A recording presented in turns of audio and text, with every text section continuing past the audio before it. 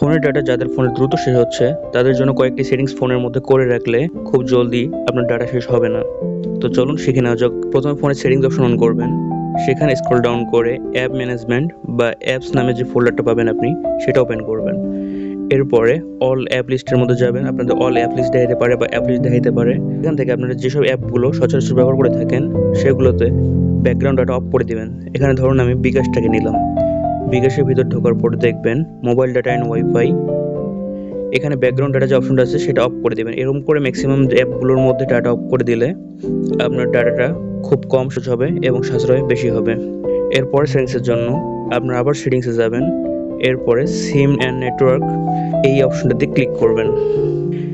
একটু scroll down করে দেখলেই আপনারা দেখতে পারবেন ডাটা ইউজেস। ডাটা ইউজেসের ভিতরে ঢুকলে অনেকের ফোনে ডাটা সেভার বা অনেকের ফোনের ডাটা সেভিং অপশনটা থাকতে পারে। আমার এখানে ডাটা সেভার আছে, সেভার ভিতরে ক্লিক করলে ইউজ ডাটা সেভার এই অপশনটি আমার অফ আছে। এটাকে যদি আমরা এখন অন করে দিই তাহলে এখন থেকে বিভিন্ন সময় ইন্টারনেট ব্রাউজিং করার ক্ষেত্রে অনেক কম ডাটা ব্যবহৃত হবে এবং ডাটা সঞ্চয় হবে। ধন্যবাদ।